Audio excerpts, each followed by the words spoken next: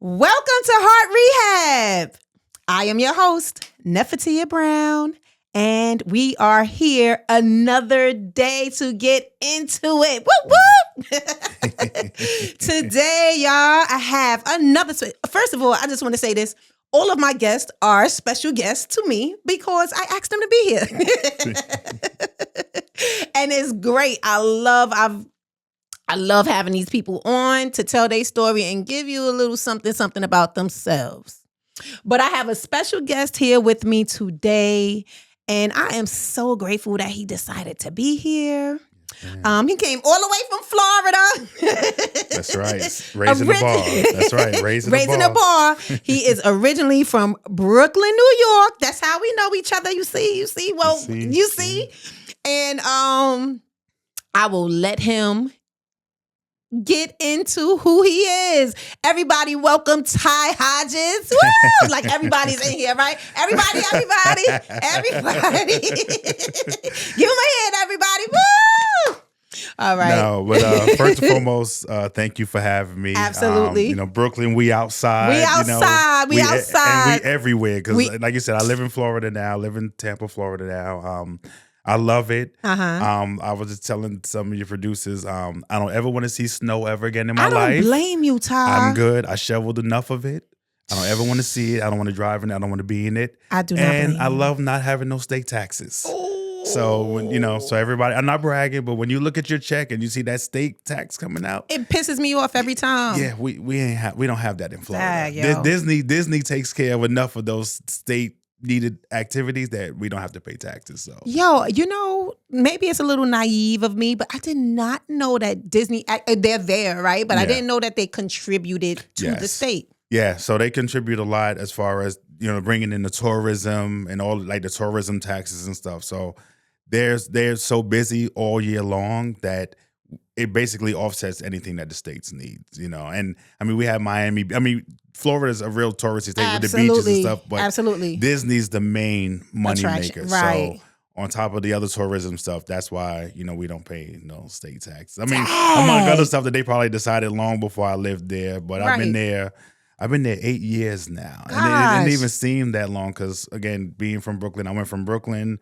30 years of my life in Brooklyn. Mm-hmm. Then I was in Delaware for 6 years. I was in Atlanta, Georgia for 6 years. And now I'm in Florida 8 years. And that's the longest that I've lived in any space outside of New York. Wow. And I ain't leaving. I ain't going nowhere. For real? I come back. Listen, I come back. I see my kids. I come back. I see my kids. Right. I get Chinese food because now in Florida, if your thing don't say like New York style Chinese food, I don't fool with you. I don't fool with you. Right. I get my Chinese food. I get my pizza because we have a pizza spot in Brandon, Florida. That's Pizza Haven. That's pretty. Shout out to them. Okay. They're pretty good. Okay. They're close to New York. Okay. And then, but I come to New York and then I get my White Castles. Okay. Got to get my White Castles. I mean, I can't blame you for all of these spots. You're hitting all the spots. Yeah. And then I'm ready to go. After I see my family, I'm ready to go home. That's great.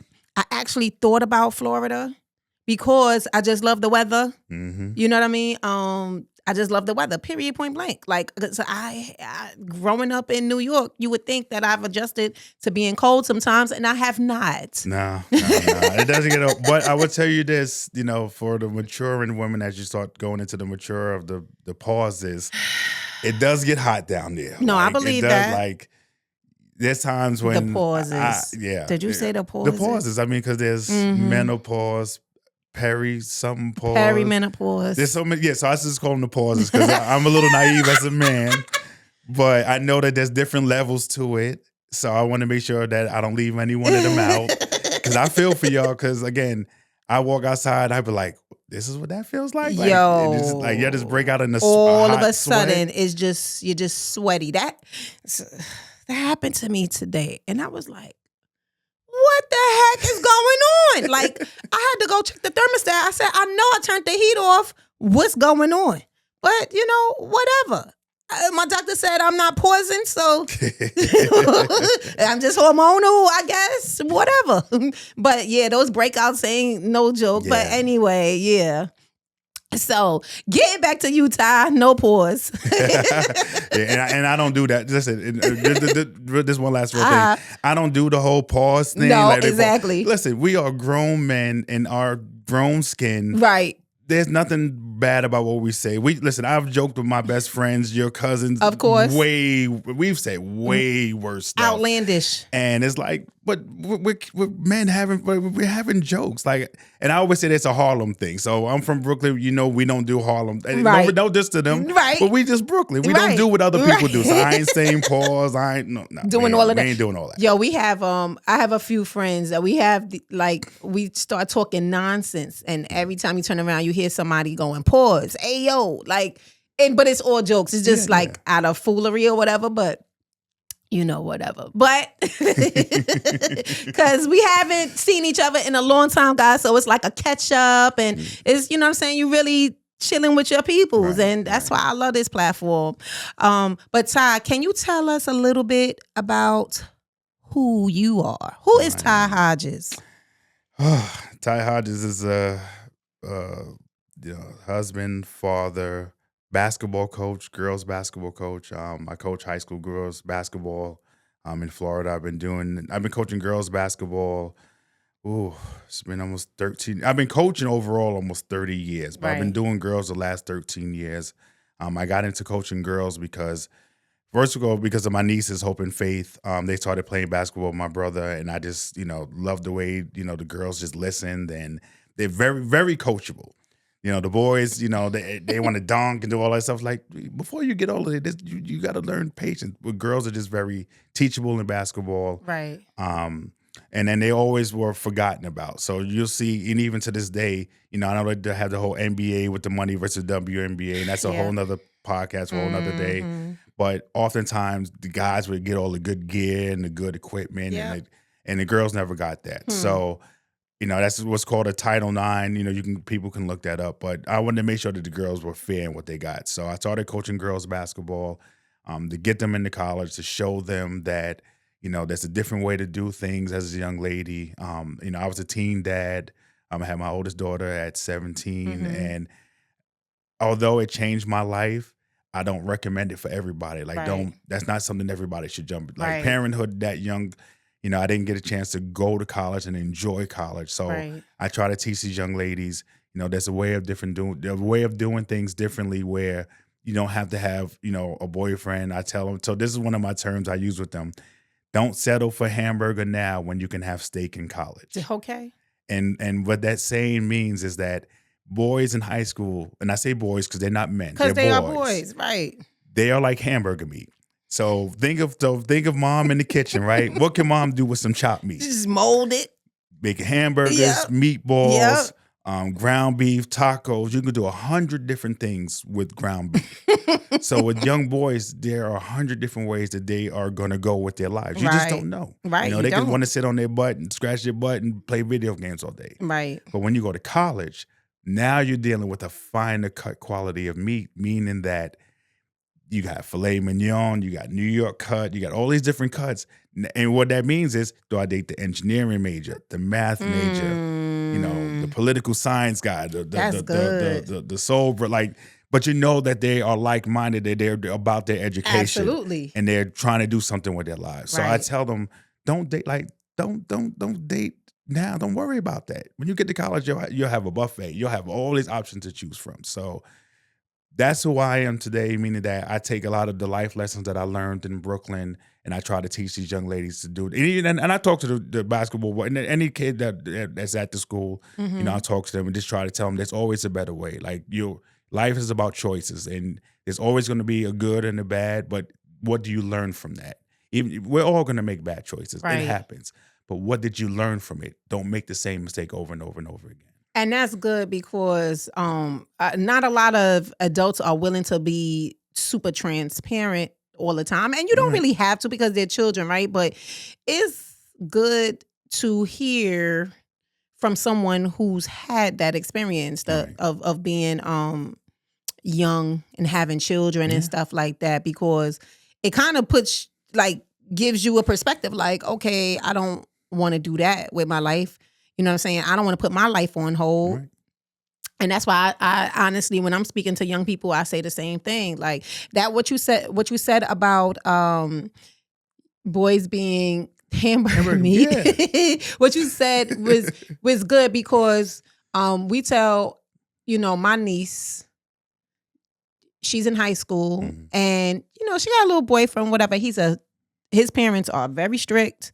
He's a good kid. He plays football, so he's like right now he's creme de la creme, right? Yeah, yeah. She's a majorette for the team, so like they got that thing going on, right? But what we tell her, what her mom tells her is like, don't take everything so seriously. Right. You know what I'm saying? Because y'all are still young, and you'll see where it goes, and you'll see what happens. But remember, y'all have a bigger responsibility, and that's school and getting into the right college, suitable for you. So don't take things too seriously so soon, because it jacks you up anyway. It makes you lose focus. Yeah, and and like I said, I was blessed that when I had my daughter, we had a support system from both sides of the family. Like, right. Sometimes you hear the stories about kids getting kicked out, and right. Teens having to put their kids up for adoption, and that was never an option that we had when we had my daughter. And that's a great thing. And because my grandmother was so, my grandmother, my Aunt Lynn, my mom, my dad, like we had such a big circle. Her mom, her aunt, like we had such a big circle around us that they, they weren't happy, but they embraced it. And that made all the world a difference, that I could still try to go to college, and, she could still try to do some things, but life just kind of hit us fast. So I just want to make sure that, and that's why, when people see me, it says Coach Ty, because, one of my biggest things that somebody's always watching you. Right. So you're always an example. You never know who you're an example for, but somebody's always watching. So when I'm at the school, I'm around the kids, like even when I go out, I don't even drink like around the kids, like when I'm doing basketball stuff, when I was doing travel ball. The kids will never see me. They'll never say, "Oh, we saw Coach Ty have a beer." Right. Like, I'm always careful and mindful of what I do when in the presence of young kids. And that's what's up. That really is. That's a blessing, because we need more of us doing those things and setting the ball and setting an example for the kids. A few things that Ty left out. One is that our fathers were childhood friends. Yes. Our fathers, and we didn't find out until our 20s that they were friends, which was so crazy because his dad was there. And so the thing is, right, my father always talked about Ricky Hodges, we used to do this, all of those guys. And he got kids. So I never put two and two together. Right. That y'all was the kids. Never put two and two together, because it was a lot of them, y'all. Like the Hodges crew, they was deep. Okay, everybody knew them, but they were all of them were super nice, super cool, or whatever, right? And so that was a thing, because you tell how surprised you were when you saw your dad. Yeah. So your family used to have this big barbecue on Barbary Street in Atlantic Avenue, between Atlantic and Fulton, right? They had this big barbecue at the biggest block party barbecue, and for the Geminis. And your family probably funded this, being community and who your family, your grandma, like who they were. Yeah, food, drink, everything you needed was there, and a good time. So her cousin, my friend Kareem and G, we're going to my family, block party. It's gonna be fun. So so we all coming from Boulevard Houses. We go over there, and we're walking in, and my dad's walking out. Like, he's just walking out to the street. I'm like, Dad, what you doing here? What you doing here? I'm like, and I'm like, I'm here with Kareem. He was like, oh, but then he's telling me the story, and then when your dad comes up.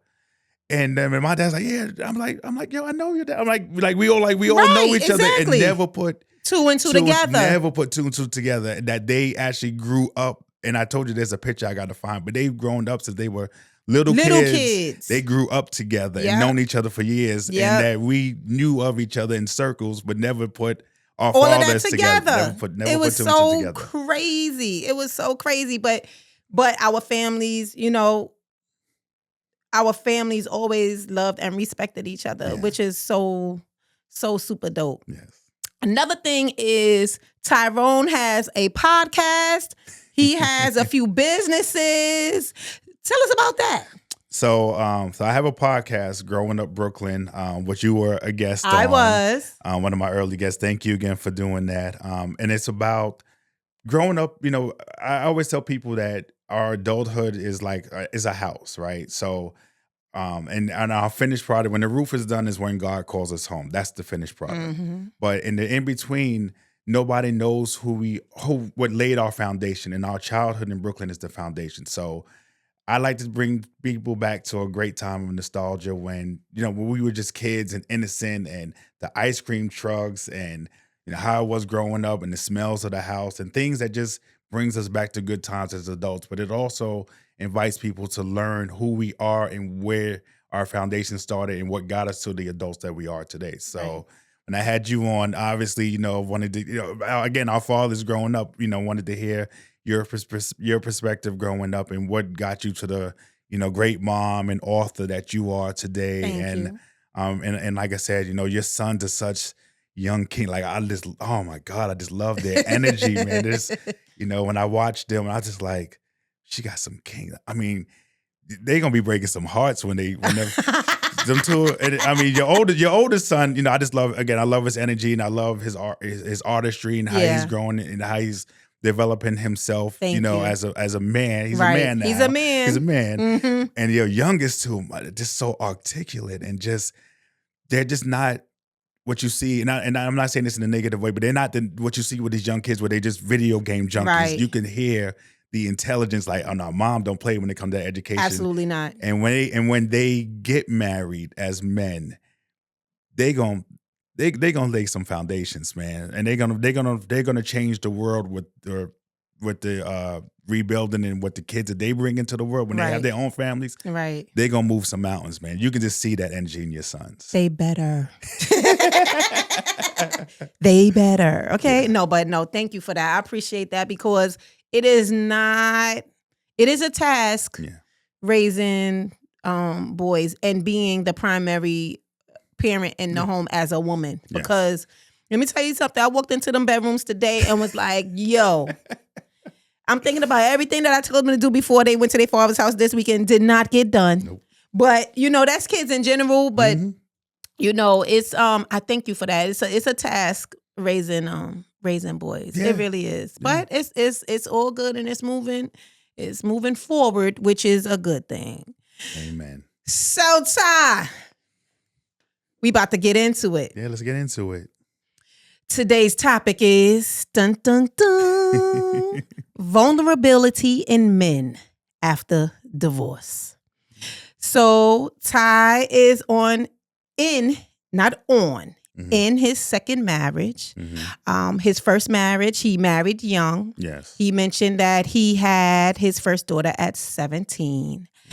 And I am truly a fan of hearing a male's perspective about divorce.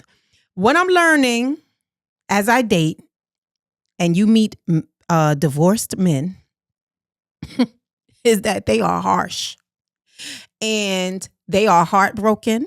Yeah. And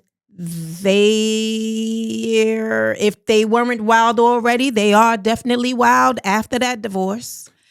And it's because, in my opinion, that men don't always, they have a difficult time expressing how they feel and talking about the innermost parts of being heartbroken. And they don't tell you unless they trust you. Absolutely. You know what I'm saying? And so it makes it difficult for me as a woman dating. I've kind of strayed away from the divorced men because, especially if they're newly divorced, you don't. Yeah. It's difficult. And so, and you know what? And everybody deserves to feel how they feel and heal how they're going to heal. Correct. You know what I'm saying? Kudos for you for even trying to get through it, because it's difficult. So I chose this chapter, Out of Rebuilding After Divorce, my book. I chose chapter 11, and it's called But I'm Lonely. And it reads, after years of being with the one you thought would be your forever, sharing space, intimacy, and love, you find yourself alone. An empty space, a void desperately in need of being filled. It's so difficult to get past that feeling. In reality, we aren't ever alone, but it doesn't feel that way. No one, even those that have gone through divorce and separation, can ever imagine or understand how you feel at that moment. Or so we think. Smile. This feeling is temporary. I didn't say easy. I said temporary. And we have to truly thank God for that, because only through him will our hearts heal enough to make us feel at peace with being alone. Being alone means we have more time to spend with God. Being alone means we have more time to set goals, think them through, and execute them. In your alone time, find time to take care of you. Loneliness is temporary. Again, not easy. Allow God to step in and refill your spirit. And so I chose this chapter because I think that it's important. I can tell you where this came from.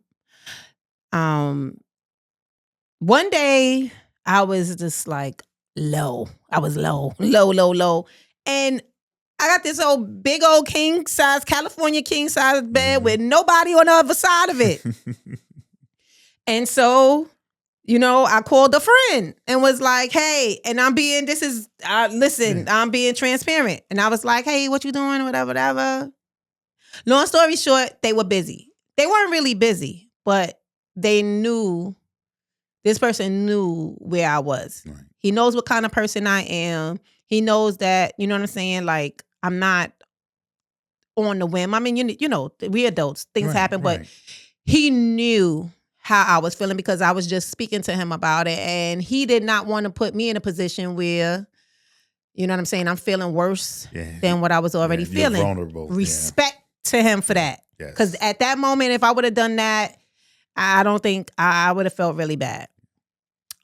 So that's where so days later, I was like, so I wrote about it. Yeah. You know what I'm saying? Because it's a real thing. It's a real feeling. Because I'm like, yo, like, he already sleeping with somebody. You know what I'm saying? Like I felt cheated. Yeah. I did. But then I got to thinking about how men feel after divorce. And then in meeting men and then having some family members and some close men go through divorce, not once, but twice and stuff like that, you hear their hearts. And I don't think we hear enough of that. Because you guys are like super like padlocked down, don't say nothing. You know what I'm saying? Because I guess maybe you don't want to seem weak. Yeah. You don't want to seem vulnerable. You don't, there's this myth in the Black men community that, showing, a sensitive side to you is a sign of weakness, and that should not be the case. You should be able to talk about your experiences. And like, as I teach, my basketball girls about life experiences, that's my way of giving back. And we should use our traumas, so to say, as ways to give the next generation a heads up. Absolutely. I agree with that 150%. I agree with that. So, Ty, I do have some questions that I have at the back, in the back, of the book, but I'll get back to that. Okay. I want to ask you this question because I think is super important for people to kind of understand where you're coming from. We already mentioned that you were young when you got married. Yeah, 20. You were 20. Baby, second baby on the way. It was 20. Wow. Had no idea what I was getting into. I bet you. I mean, because let's be honest, at that age, excuse my language, you don't really know your ass from your elbow. Excuse me. No. Right? No, you don't. No, you don't. And that's just true. That's true. And my parents never married, right? They got together young as well, and had 5 kids. My mother was 19. When my brother Ricky was born, my mother was 19 going on 20. Wow. And that was her 5th child. And my dad had just turned 22 in that June. So 19, no, 19, yeah, because he was 22 because she was going to be 20. He's 2 years older than her. Wait a minute. Hold on. Because Ricky is my age, right? Yeah. Your mother 1980. Yeah. Are you serious? Yeah, that's right. The fifth, Ricky's there. Ricky's the fifth child, and he was born in July of 1980, and my mother was turning 20 in that November. I didn't realize and my that dad they had were just that turned young. 22. Yeah, right. And had five kids Before him. Well, no, before 25. Yeah. He's the fifth. Yeah. Before. I mean, my dad 22. My mom not even 20. 5 kids. Dag, yo. So part of me getting married was I didn't want to be like them. I didn't want to have kids and not be married. And, right. Obviously, and my ex-wife was my high school sweetheart. And right. Obviously, I loved her, but I also wanted to do the right thing. Right. And I thought I was doing the right thing, but mentally, and I mean, my grandmother was in the house, but there was no grandfather. She wasn't with anybody. She was, right. Alone by that time. And I think my aunt was married. I had a couple of aunts outside that were married, but there was nobody in that close circle that I could really turn to see what marriage really was. Because by that time, my parents had already split up. So, there was 2 separate households. So I never really saw, other than TV, but TV's TV, exactly. It's scripted. Exactly. So, I never saw what it looked like. So I thought I had an assumption of what it was going to be like and the sacrifices that I needed to make. And excuse me, you made a point earlier of, hungry versus greedy. Right. And that was a great term and a great phrase that you used, because it was like, men are either hungry or greedy, meaning that when they cheat, meaning that they're greedy because they just want to conquer as many women as they can, or they're hungry because they're looking for something. And at a young age, I think I was still in my greedy phase because I still wanted to be out there. My friends were single, going to the clubs and going to that's what you should have been doing at that age.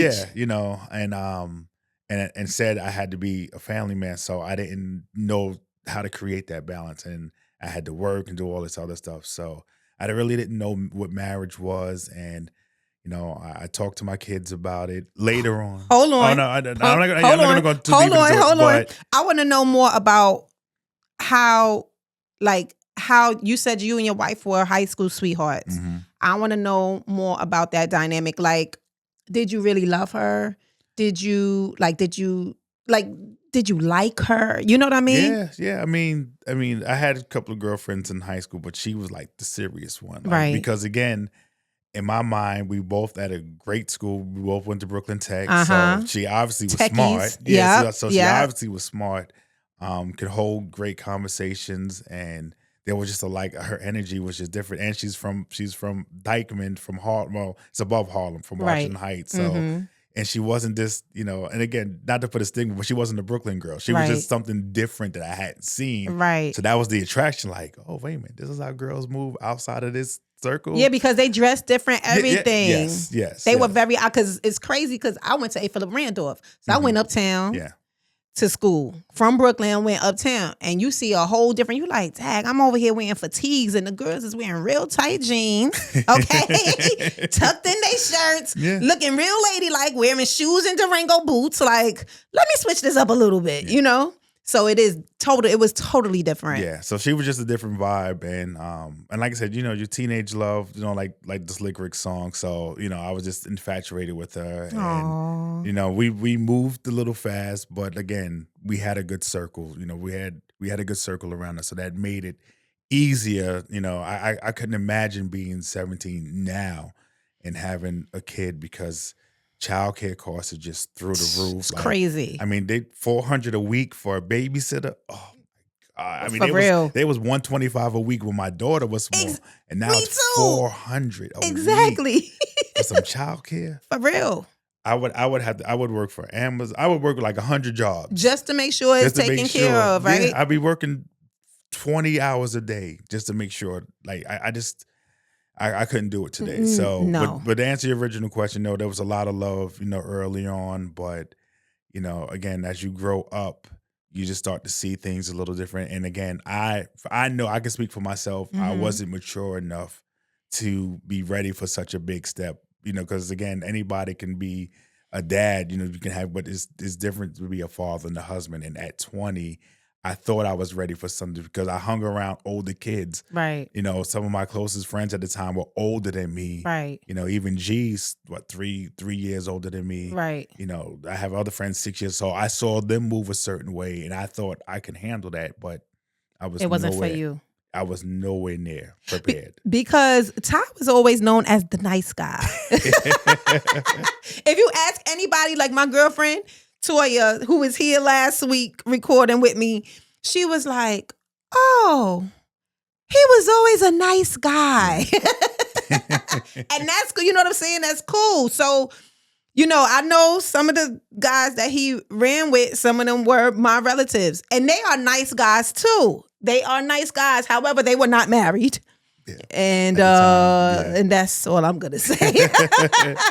No, but and I applaud them because now a lot of them are married, right? And they're husbands and fathers, and good husbands and good fathers, like for real. And so I applaud them. So when I'm around them, I feel a little cheated sometimes because I got to a point where I didn't grow up in the house with my kids and to watch them, but I do applaud them because hopefully through my trials and tribulations, hopefully they learn something from me running with them that they're not, we're older and we're more mature, but they're not making the mistakes that I did because they're older and they waited. But at the same time, I'm an empty nester and they still got kids. So, that's right, little kids. So I'm, so I'm living life a little bit more now. Right. Traveling. I've done so much traveling this year. So that's the only flip side to it. But again, I applaud them because hopefully I taught them something. And again, as I talk to the young kids, I just try to teach them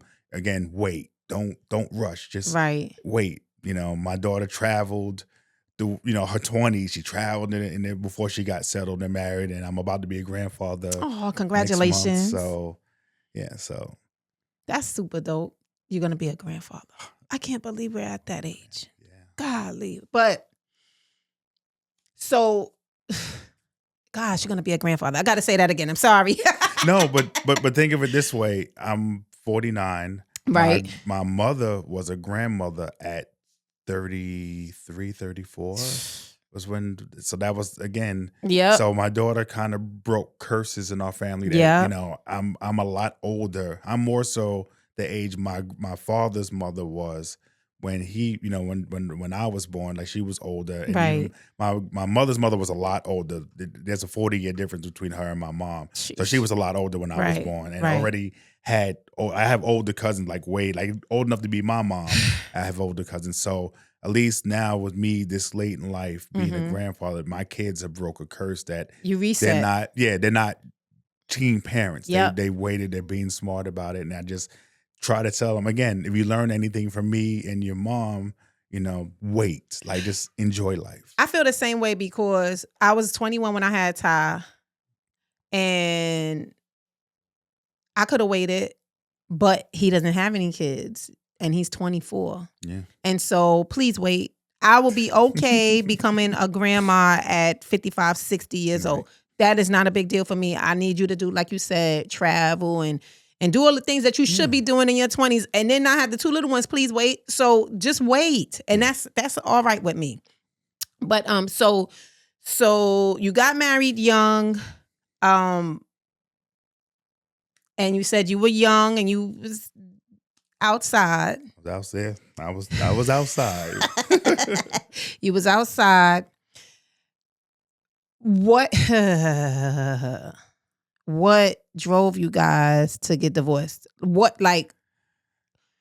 I think part of it was me, again, just being foolish and, again, wanting a sense of freedom that I didn't deserve because I'd made this. I didn't deserve freedom. Right. I should have stayed and should fought through it, but I wanted the freedom. And I think she just got tired. Like, there was just a lot of ups and downs. And, like I shared with you earlier, there was a trauma that happened after my daughter was born that it wasn't bad, but I never forgave her for it. And I talked to her about it. Right. And then after before my youngest son Terrence was born, I did something, and I think she never, that was kind of like my payback, but it was years later. Right. But we got to a point where we started going tit for tat, and it just didn't feel right.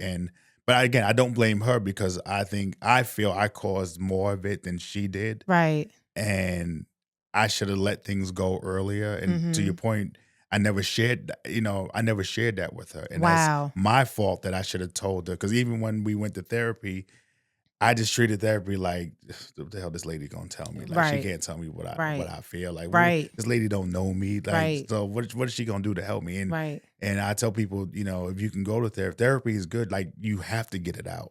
And because I held so much in before that, she just didn't know that she was playing defense when she's going, she's driving down the field to use a football analogy, but she's really on defense because I've already got my guard up. Right. And that was unfair to her. That I should have told her how I felt and and I told her again well after the fact. I mean, this is years after her hating my guts and all this other stuff. And I mean, our relationship is still a little rocky, but we're cordial now. Okay. You know what I mean? But we don't have to interact because our they're adults. Our kids are older, so we don't have to interact. Right. But I should have shared that. Like, I should have been more open. Like, this is how I feel. And again, in the Black man community, it's considered a sign of weakness when we share our feelings. And I should have told her, hey, this incident is why I feel a certain kind of way. But how do we? Not I get past it. How do we get past it? Right. And I never gave her that opportunity, which was totally unfair to her. Whew. That's a lot for me. Yeah. Because I'm quite sure that there's something that I'm quite sure, just by you saying that there's something that my ex-husband probably didn't share. Yeah. Oh, certain. You know what I'm saying? Mm-hmm. Like, I wasn't, I didn't do anything like outside of my marriage or anything like that. Even when we were dating, like, I was solid with him. Excuse me. But I'm quite sure that there are some things that could have been reconciled that maybe would have saved our family. Right. You know what I mean? So that hit me hard. Yeah. And if I would tell him today, still tell you, like, there's still closure there that's needed. Right. And it may be, and it's just his truth, and you guys are probably well past it, but there's always that sense of closure. And I felt that when I told her that, it gave me a little bit of closure. And then when we were going through, our divorce and the child support and all that other stuff, which is, that's another feeling right there. Listen, I don't pay the mortgage in child support, and that's why I tell people, like, that's why they say it's cheaper to keep her. Oh yeah, oh hell yeah, it's cheaper to keep her. But that doesn't mean that you sacrifice your happiness, right? But at the same time, I got to a point where, and a lot of men do this stupidly. I'm going to tell you guys are stupid for this. Do not worry about what she's doing with the money. Do not worry about it, because we often get caught up. And I've seen this from my parents going through it. Right. With my other family members going through it. That, oh, well, I sent your mom the money and she should do this. This is it. That is not enough. Being an adult, I know now that's not enough. So the one thing I always did with my kids was, when they got older, I said, hey, if you got something going on, you cannot tell me last. The only thing I used to always tell them, you just can't tell me last minute. Right. I'll move mountains, I'll make it rain, make it snow, but you can't tell me last minute, because then I can't maneuver, because I got my own life to live, right. And the courts are taking all this money and stuff like that. But I will always go above and beyond when I can, and a lot of men fail to do that. So I always say that this had to be about 2010, 2011, right? And by that time, we had separated in 2003. We got divorced in 2006, right after my dad passed, actually. So when that whole divorce was going down, my dad had just passed, and she hit me with the papers, and it was just like, So I was just reckless. Back to back. I didn't care. Like I was just like, yo, I don't even care about all this stuff you have. Like we didn't have no problem. Like I didn't even really care what was going on. Right. And then the child support just hit me. I was like that's a lot for a man to deal with. That, from losing. Like me and my dad were close, then we weren't close, and then we got super tight close. Right. before he died. And we were just like, even my son Terrence's middle name is after my dad. Like that's how good our relationship got. Right. And then to lose him, and then, to go through the divorce, and then I was actually living with him, and now I couldn't pay the rent, like, because he carried most of the money, so I wasn't making the money. I wasn't doing like I am doing now as an adult, but as a young guy, I couldn't carry that rent. Like, so I was losing the place I was living in. She hit me with it, and again, it's not her fault. It was just timing, right? And it was just a lot for me to deal with. So I didn't know if I was coming or going, and I just got reckless. But I got to a point in 2011 that I just said, you know what, I ain't gonna worry about that money no more. I just consider myself paying the car note that I ain't driving. I have a friend that says the same thing. I'm just paying for a car that I ain't driving, and that's okay. Yep, my friend says the same thing. He's like, I still got this note. And at first, I couldn't even figure out what the heck he was talking about. He was talking about the child support. Listen. And you'll see a lot of men today have their child support celebration parties. I went and got me a little gift for myself. Right. And when that bill was done, but you got to get to a point where you got to just, as people say, let go and let God. And that's what I did. I let go. And that point in 2011 changed my whole life. Yep. My spirit changed. My energy changed. Yep. The people in my circle changed because I stopped worried about what she was doing with that money. And I said, you know what? She's got to live with that. Whatever she does with it, and I got to the point I stopped telling my kids, well, I sent your money to this. Tell me what you need. Just give me some time. Tell me what you need. Send them when my daughter was in college, I sent her a little bit of money. When my son was in college, I sent him a little money. Like I sent him a little bit of money here and there, just pocket change. But if you just communicate with me and then you let me know what you need, hey, I got you. But the main thing I'm going to tell the guys is just let it go. Just don't hold on. Don't, especially when I'm the one that messed up, but also just let it go, man. Let it go. Let the energy go. Yeah, I think I mean, from this, we're talking about a man's perspective, but for me, letting go meant that my heart was free. Yeah. You know what I'm saying? I for a minute, I was a slave to grief and hurt. Yes. And you know what I'm saying? And trauma and just hurt. I look at pictures of myself from then, and I'll be like, I don't even know that person. Like, she is not cute. But that's because I know who I am. I had no light. My light was totally dimmed. Mm-hmm. You know what I'm saying? Because I was so grief stricken, and at some point I was letting that, that grief was who I became. Yeah, it consumes you to where, it's part of your everyday life. And I met, I actually had met a young lady. Her name was Christina, and she was just such. Her energy was just so good. And crazy enough, she was dating somebody. She ended up having a baby with, and then she unfortunately passed away soon after.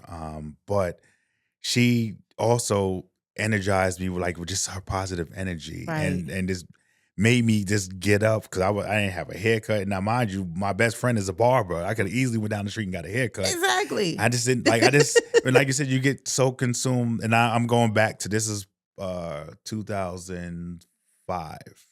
So this is a couple of years after we split up. Right. And then, like I said, I just didn't want to go nowhere. I didn't want to do nothing.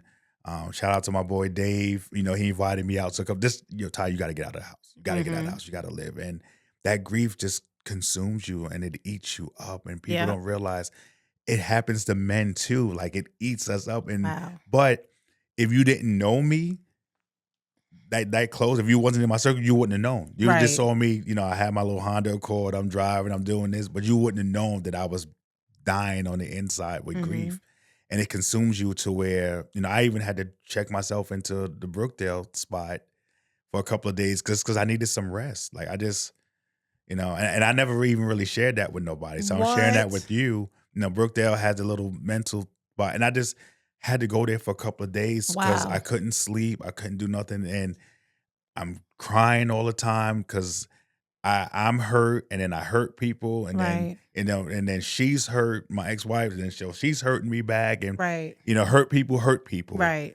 and I just needed a couple of days. I talked to my aunt at the time, and then she got me with Mr. B, Mr. Barry Addison. I'd shout him out, he talked to me, just man to man, just had some conversations with me because again. And I'm not blaming my dad. He didn't know how to tell me how to get through that because when him and my mom split, they just went it was different. Right, because they weren't married. So They weren't it wasn't married. You're right. it wasn't a big deal. Right. And I don't know what led to their breakup. I don't know. I never You never asked? No, I never before when they both passed. I never Right. asked, what happened. And because I didn't want to know.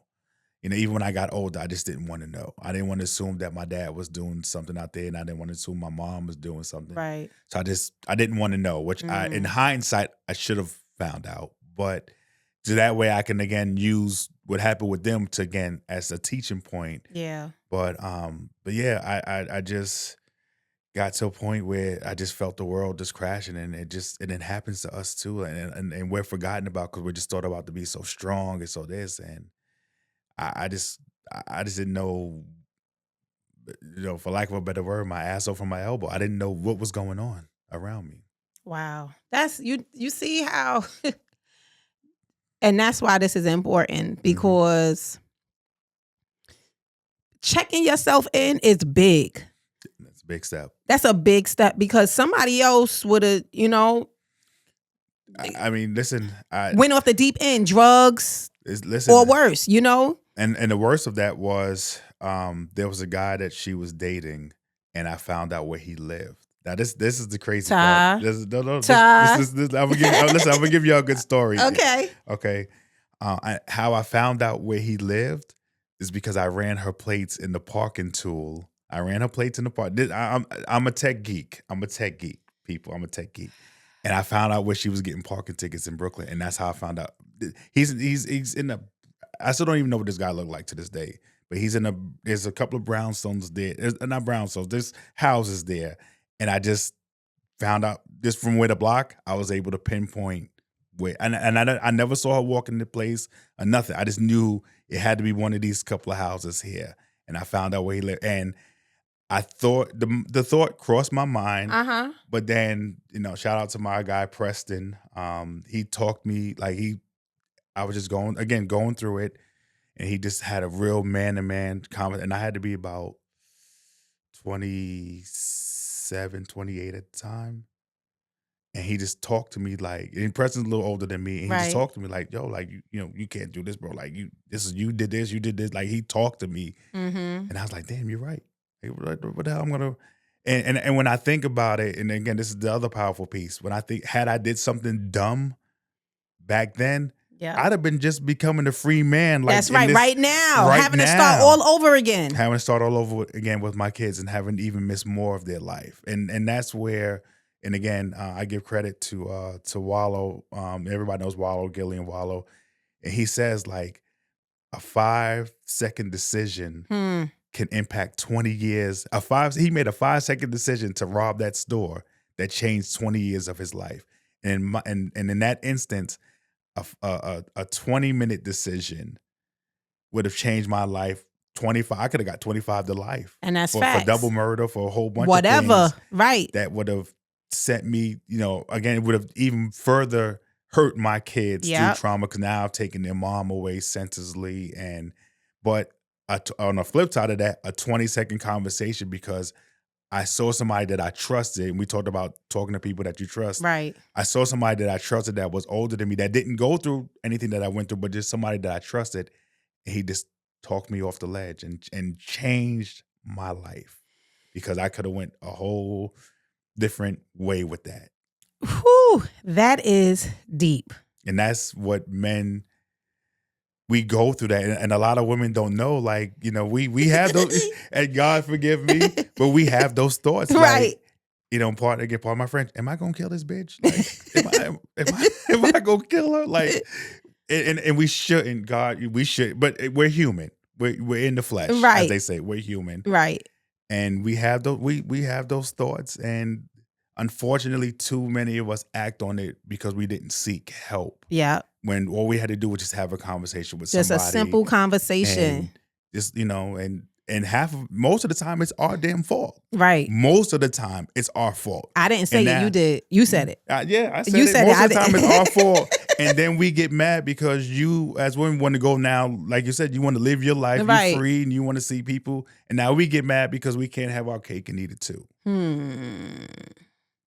Well, I didn't go through that. My ex-husband, if he thought any of those things, he was real good at hiding it because I didn't leave. He left. So, and he was set. You know what I'm saying? So I don't know if he had those thoughts, but I did. I did. I definitely did. I didn't have somebody to talk me off the ledge. They actually drove me around to see where his car was. Oh. And this was not another female. It was a man. Okay? Somebody that I wasn't with, but he just knew who I was. Right. And he was like, yo, where you want to go? Come on. You want to see if he over there? I couldn't believe it. And he dropped me off nothing. He was like, you good, Neff? Or whatever the case is. And yeah, I was very hurt. And I guess it was just, I was just talking to him and I was upset. And I forgot what I did to know the vicinity of where he would be. And I did not see that truck. Thank God I didn't see the truck because like you said, that could have, and I think he went with me not to like egg me on. He went with me to make sure because I was going anyway. Right. And we were all hanging out and I was like, I'm leaving. He said, where you going? I know where his car is. Right. And he was like, come on, I'll take you. He took me off the strength of she can't go to jail. You know what I'm saying? And that's what prevented my kids, in that instance, that's what prevented me from doing anything. In another instance, my kids is what caused me not to do it because I was like, dag, they're not going to have their mother. And, kids need their father, but they need their mother, especially when they're, really young. Yeah. And I was just like, and then I would be playing myself and abandoning my oldest whose father wasn't around. Right. You understand what I'm saying? So I was like, this thing went through your mind several times. You already saw it. You already did it 2 million times. And that's what, are you going to do that? Are you going to sacrifice your children for this? And at some point you gotta, like you said, you have to have somebody to talk to. Yes. We don't recognize and realize that, well, I know because I know because my family is full of men. So they are all pretty good in expressing their feelings to us because against they trust us. However, a lot of women don't realize that this man is going through it just as well. Yeah. And that's something to pay attention to. And that's also something to pay attention to in raising your sons. Yeah. Yeah. And I try to teach them, to be better. My oldest son is gay, and I accept him and I love him. And, it was hard for him to come out to me, and I had already known, because my son, listen, in high school, I was ladies' man. And he just, wasn't given that same energy. Like, okay, he's not with a lot of girls. And I had an idea, but when he told me, I said, son, I already had an idea, man. Facts. I said, we good, Yeah. And in all honesty, and I kept it 100. I said, I don't agree with the lifestyle, but I respect you talking to me, and we're good. Like you'll never have to hide it from me.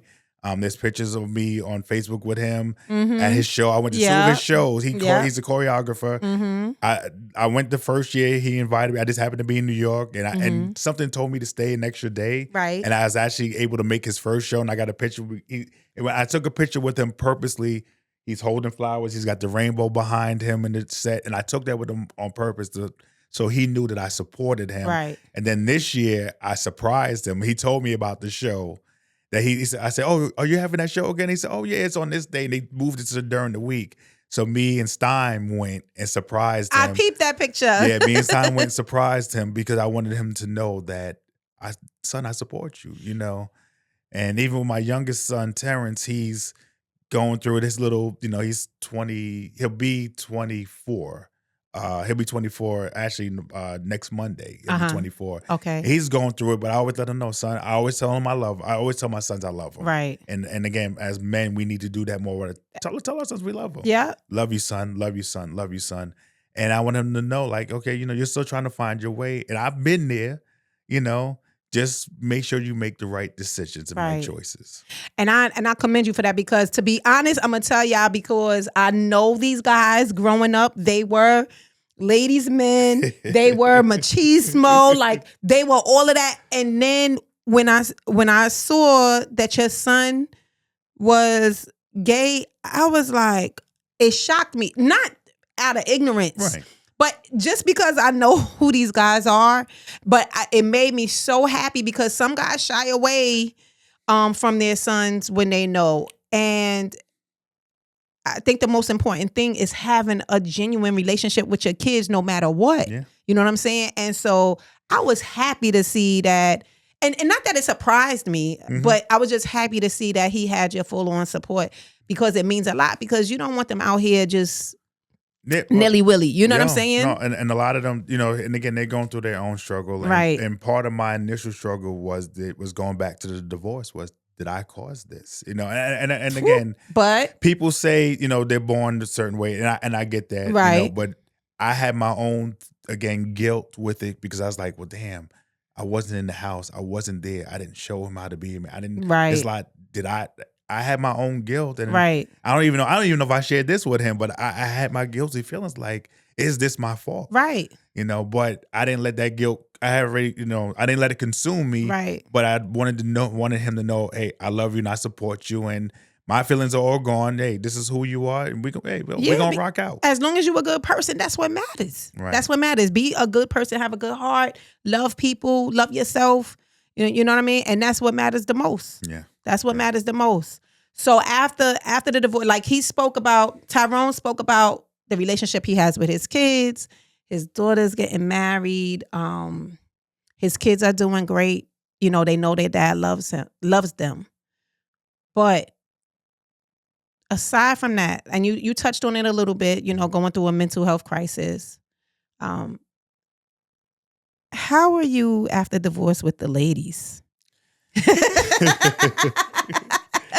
So the first thing I would recommend is, do not jump into a serious relationship right after divorce. Right. It never works.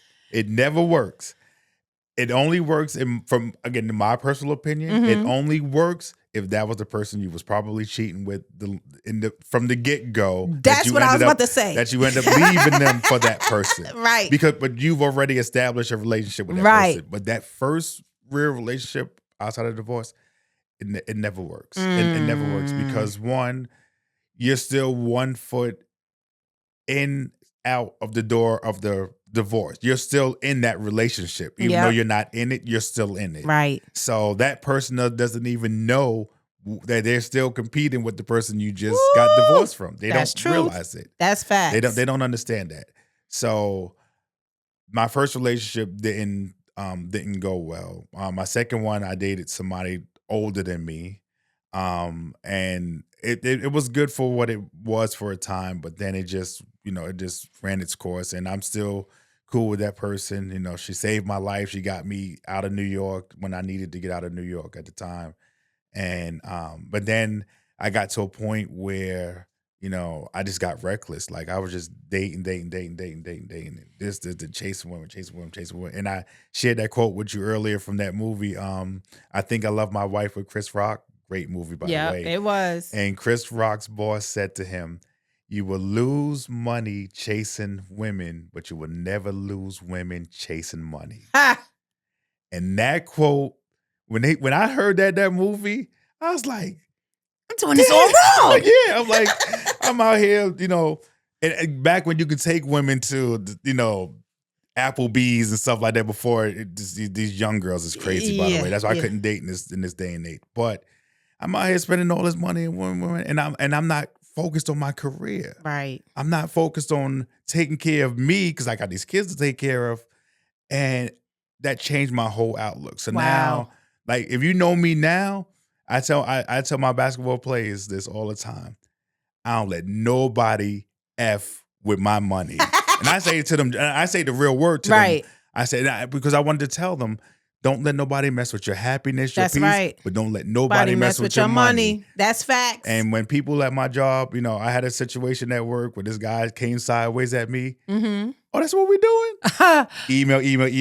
Here we go. Boom. Yeah. Here we go. Here's the story. Now what do you got to say? Exactly. Don't let nobody mess with your money. Nobody. And so I got to the point where I just became career driven. I got in management. I was working for the cable company. I got in management. And then all of a sudden I was just sitting back and, hey, how you doing? Hey, how you doing? Hey, hey, I made some lunch. You want me to bring you some lunch?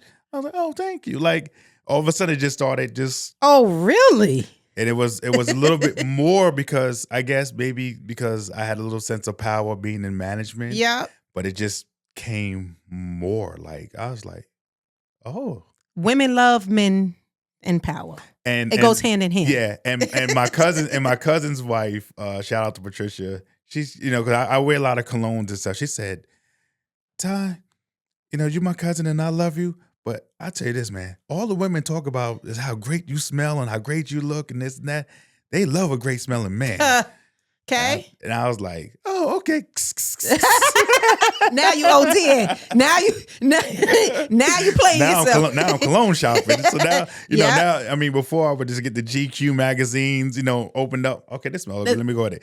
Now I'm like, I got. You're trying to see which one is for you. Yeah. I mean, now I wear cologne now because I just like to smell good. Right. But there was a time when I was actively shopping, like, okay, what are the women like? What are this? What are that? And there ain't nothing wrong with that. Let me tell you, because I remember dating a guy that was that type of guy. What do the ladies like? And he'd be like, Neff, you like this one? I'd be like, oh yeah. But he was wearing it for somebody else too. So so what did it matter for me? But no, I get that. You know what I'm saying? But men with power and that smell good, that dress nice, and are nice guys, that, you know, not hard on the eyes, you can't go wrong with that. You always gonna catch some bees with the honey. Yeah. So it got good. And then when I moved down to Atlanta, it was just a little different down there with the women. Really? Yeah.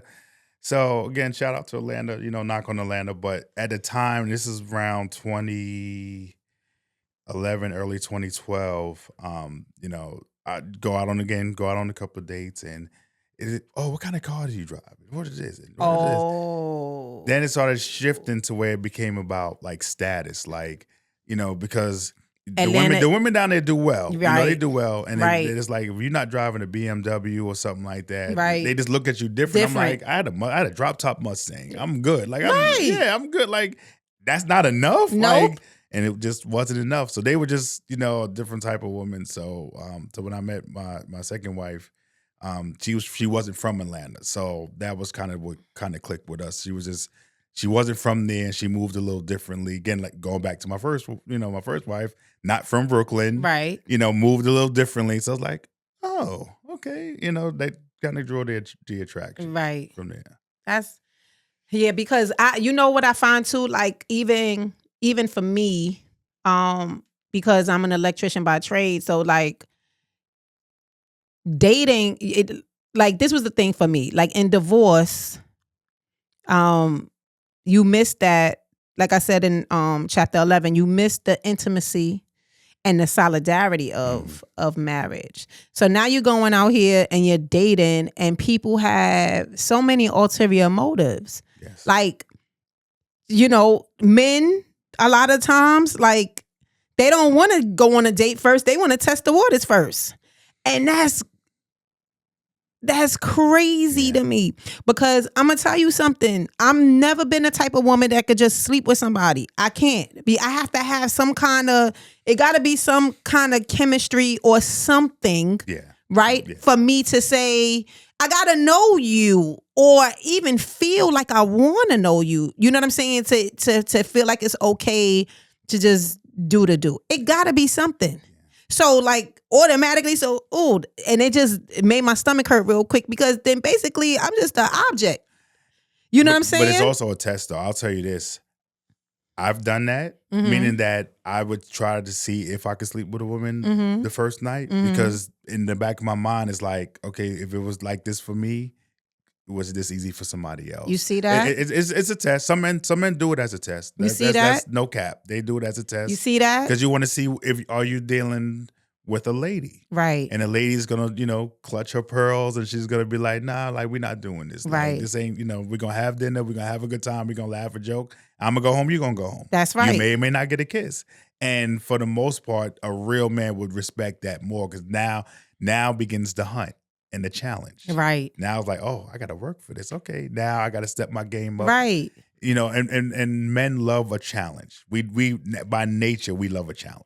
And you see, we get it misconstrued as women because this is so good because, like, it's said that men are the hunters, right? Mm-hmm. But it's just seeming like it's not that many hunters left. And so now we're confused. We're like, this is my job now? Like, for a woman, like, okay, so I grew up in an era where chivalry was not dead. Right. Like you may have had your gangsters, your ball players, your football, like you got your jocks, you got everybody, you know what I'm saying? Like you got your money makers, right? But everybody, no matter your demeanor, they were chivalrous, right? Meaning, let me open this door for her. Let me pay for the meal. Let me pay for the meal. Movie, yeah. Let me make sure she all right. Let me make sure she get in the crib safe. You all right? You home from work? You know what I'm saying? Or school or whatever it was. And now it seems like that is not the case. No, and it's not because women are a little bit more independent nowadays. Of course. But unfortunately, social media is ruining the dating pool. My God. Because all we see is TNA on facts. And then the woman gets mad when some of the guys are being creeps. But respectfully, what did you think you was going to get? Now, you can post what you want, and I get it, but understand it comes with a consequence. A big one. And then also you see, these women that, again, we talked about chasing the bag. Like, is chasing the bag chasing a career or are you chasing the man? And see, and a lot of women get that confused because from a man like me that works and makes, decent, good money, when I hear chasing the bag, that means you chasing a guy that you're trying to get him to take care of you and pay all your bills. Right. I don't hear chasing the bag as you're chasing a career. Right. Because of the way that you're portraying it. But if you're saying, I'm out here chasing the bag, I got this business, that gives me a different mindset. But you never hear the rest of the story. You just hear chasing the bag. And that term, these young kids got to get rid of that term. Don't chase the bag. Let the bag chase you by upping your education and your intelligence. Get into AI right now because now if you get your AI intelligence, AI, because people be catfishing too. Oh my gosh, let's get into the right AI, y'all. Get into the right AI because the way that this world is changing. By having that knowledge, then the bag is going to chase you. Now people are going to be, hey, I need to know what you know. I need to get you in my business. Now people are going to want you. Right. And that's truth because I was just having that conversation with one of the guys at work and he was saying, you gotta study, your craft. You have to be able to up the ante. Yeah. You don't want somebody, even though, you go on the next big one and that job, you may not stay there or whatever, you want to be able to be like, you want people to want you. Yeah. You want someone to say, hey, I seen how she work. That's who I want to come on my job. Exactly. You know what I'm saying? That's chasing the bag. That is chasing the bag. Listen, and seeing you as, again, I've worked in construction management and seeing a woman that can do some electrical work. Yeah. And you know what you're doing and you can speak it. Yeah. That's chasing the bag. That's chasing the bag. Again, somebody, like you said, a foreman and somebody be like, yo, I need Neff on this job because I know she knows what she's doing. Right. And I know she's going to do what I ask her to do without, and what you were saying about coaching the girls, that they are, they are teachable. More coachable, yes. That's I had a foreman that said the same thing. Like, he was like, I'd rather a crew of women because they do what I ask. If they don't know something, they tell me. And there's no egos. Exactly. But no, seriously, like you gotta bring the product to within your career. Point blank, period. Yes, you gotta ma'am. bring it. And that is chasing the bag. So before we get to your new wife, because he wasn't scared, y'all. He wasn't scared to do it again. Before we get there, how like you spoke that, you're supportive of your kids, but how are they? Like, how is that dynamic? I mean, I would say right now it's the best that it's been in years. Okay. Again, I support them in anything that they do. They know that I'm there. Like I said, I'm flying. Like I said, I'm logging so many frequent flying miles and using points for everything now. But again, I apologize to them as well. I know it's earlier that I apologized to my ex-wife, but I apologize to my kids as well. And I told them I should have been a better dad. I made a lot of poor decisions that led to certain consequences, but I'm thankful that you guys turned out the way you did because your lives, my daughter, could have had 5 baby daddies by now. Right. My son could have been, reckless in the street. My youngest son could have had, 3 different baby mamas by there's a lot of different ways that their lives could have went that it didn't go. Right. That I'm just thankful that, again, hopefully through what you saw through me gives you a different perspective. I expect my daughter to be married for a long time. Right. And again, she didn't have the playbook because her parents didn't have the playbook, but she used our playbook to maybe do it differently. Say, well, you know what? I'm definitely not going to do it. And I'm glad she waited till she got into her 30s to get married because she's already doing it by a different playbook because she's in her 30s and she's having a family because she lived her life. Right. And now she's just, doing things a little differently. And again, none of my other kids have, I'm not a grandfather, so nobody else has any kids. Right. So, but hopefully they're just learning, I don't have to be like dad. I saw, even for my sons, my dad made a lot of mistakes, but you know what? I'm going to do things a little differently. I'm going to wait. I'm going to wait till I'm ready. And my daughter, hey, I'm going to make sure that I marry a man that I know is ready. Right. Not like my dad who wasn't ready, right. but he's ready and understands and he's ready to make that commitment. So, I applaud my kids for that, but again, it started with me, again, apologizing to them, being open with them, right. Having that talk and not as deep as the talk that you had with your sons. I love that talk you had with your sons. Man. And I wish I could have had that talk with them sooner than later, but in later it still worked out for the best for me. But that's why I said you set your kings on a good path because them, like I said, them some dynamic boys, Thank man. you. I gotta do something for them because them some. Their energy is just great, man. Thank you. I appreciate that. And I appreciate you talking to your kids because we get lost, in our parent stuff. Yes. We carry the weight of our families as children when we shouldn't. You know what I'm saying? Because as kids, your mind is going and you're always trying to figure out how can I help? What can I do? Is it my fault? Mm-hmm. And it's none of those things. It's something that your parents have to sort out. So the fact that you even had the conversation and you apologize to your children is big because it takes a person, to have that conversation. It's a hard conversation to have. It is. Well, it is even harder as kids because maybe they went so long thinking it was their fault. Wow. And it really wasn't. Right. Again, at least you got to your sons early enough for them to know that it's not, hey, this wasn't your fault. Right. You did nothing wrong. Hopefully my kids learn later on, maybe they let go of some of their traumas, okay, this wasn't my fault. Right. I didn't have anything. I mean, my youngest Terrence was 2 when I left the house. Right. So he never really knew me in the house. Right. And maybe he's carrying, but when I was born, did that cause my dad to leave? Right. I hope he wasn't. He never told me he was thinking that. I hope he never told that. But if he did, hopefully my conversation with him let him know this wasn't your fault. This was just your dad being young and being a jerk and being stupid. And that's what it is. And that's what it was. Wow. That's amazing. That's amazing. Kudos to you, Ty. Thank you. Kudos to you. Like I said, I still don't always make the best decisions. Who does? But again, we're in the flesh, and all we can do is, do we learn from it? are we making the same mistakes over and over again, or do we learn from it? Exactly. And at least if I can learn, or again, like we've been saying this the whole time, can I pass it on to somebody else that maybe they can learn how to do right? If they face a similar situation, just make the right choice. Just make the right choice, or talk to somebody. If you can't, most importantly, yes. If you can't make the right choice, talk to somebody. Yes. Don't keep that thing to yourself.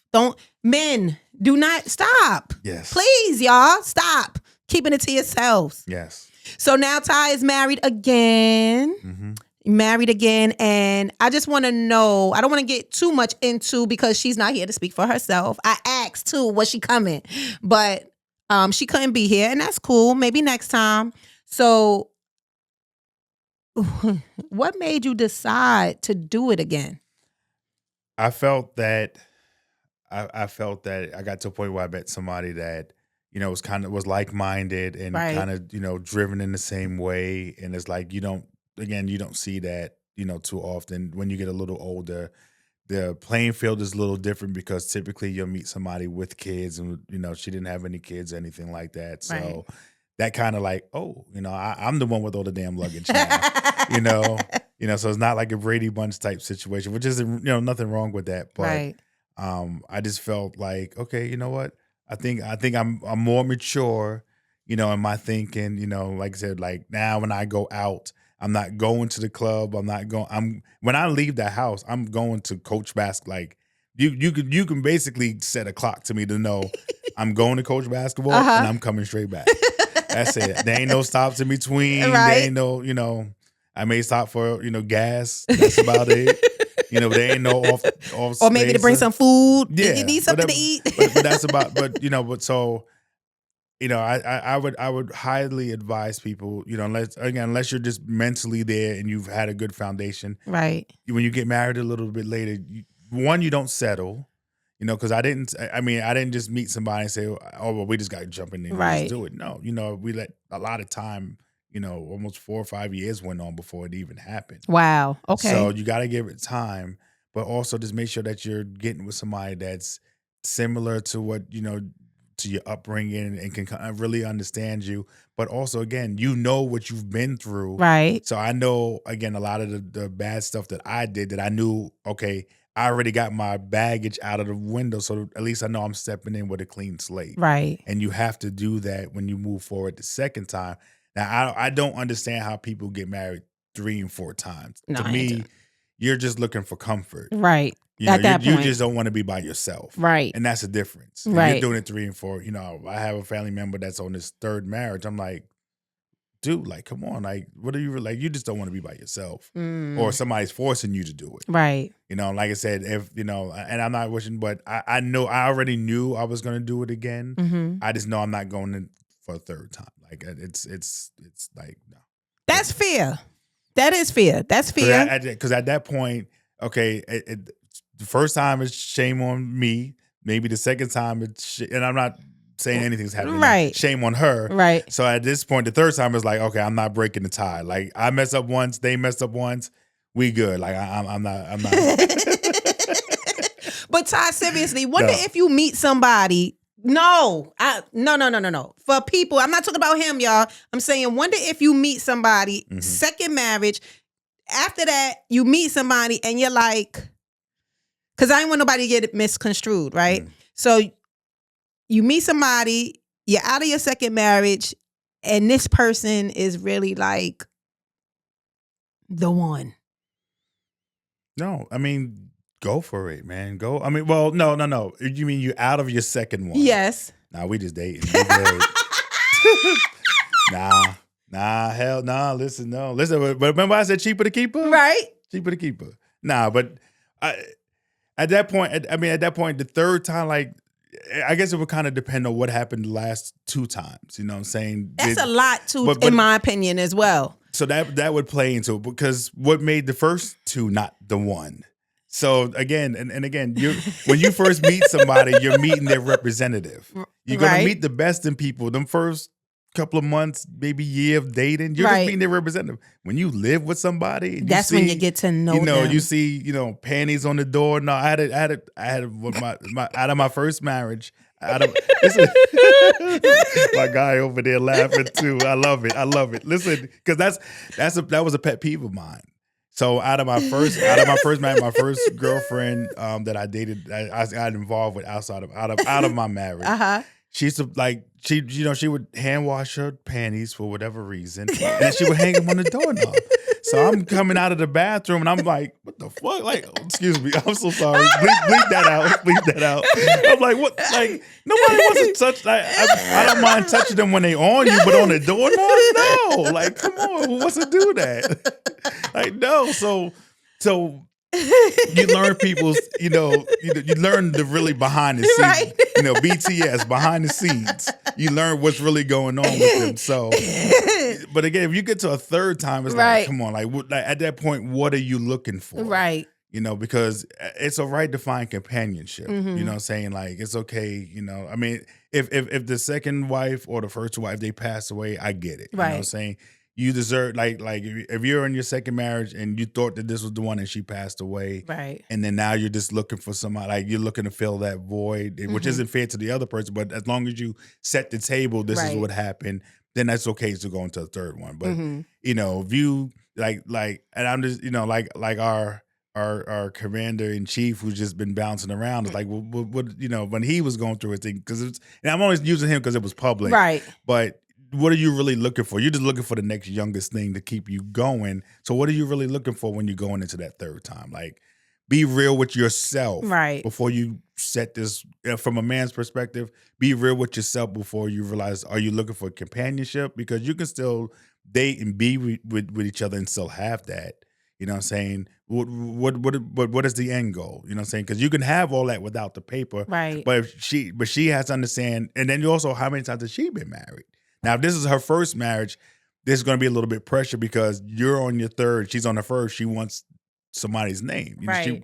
And she deserves it, right? So that again, there's a lot of factors that make. Right. But if she's divorced twice and you divorced twice, you're two crazy people messed up, and 2 divorces in, it's like what the heck? We're gonna be the third divorce for each one. So let's just take our time and let's just you got more days behind you than ahead of you. Let's just ride out with these days that we got together ahead and just rock out and travel and have fun. That's fair. I can't be mad at that answer. I really can't be mad at that answer because somebody asked me, he's looking to get married again. And he asked me if I was ready to take wife classes. I said, what are you talking about? Wife classes? You need to take classes to know how to be a wife, Neff. And I'm like, well, what about you? Because you out there, this you 2 marriages. Right. What about you taking classes to learn how to be a husband, a suitable husband? And it's just that right now he's going through some different beliefs. And so, whatever. But that's a little psychotic to me. What are you talking about right now? Some people, and I'm not, And that was honest, and I'm telling you, this was a real conversation. No. Couldn't believe it. Some of these guys will use, and I'm not saying this again in a negative way, they'll use the Bible to hide behind the stuff that's wrong with them. So they'll use that to say, well, you got to be submissive and you got to be this, because now all of a sudden they found God, and I believe in God. No, I'm saying I believe in God, but they'll hide behind those words because of the crappy stuff that they did. So now they want to be this new person, and now you got to be this submissive wife and you got to cook, clean, do it. No, this is 2025. This ain't 19. This ain't happening. But that's not even what submissive means, right? And so when if you know it for yourself, like somebody that's naive to the Bible or the Word or whichever religion you're in, somebody that's naive will take that and be like, I do have to do this. I do have to bow to him. That's not what it means. Right. You both are supposed to be submissive to one another. You know what I'm saying? That means you give, you take, I give. That means he's the head and he can't hold his head up. You the neck. You the one that's going to help him. You know what I'm saying? Yeah. And if you believe the Bible, you believe that women are made from men, which means that we are one. When we find our person, we become one, which means there's a balance that has to be had in the house, in the household. And people don't believe in roles anymore. Okay, but who does most of the raising of the children? You understand what I'm saying? Yeah, wife, yeah. You know what I mean? Who is expected to go out there and hustle and make sure whatever money needs to be brought in, not saying that the woman is not going to work, needs to be brought in.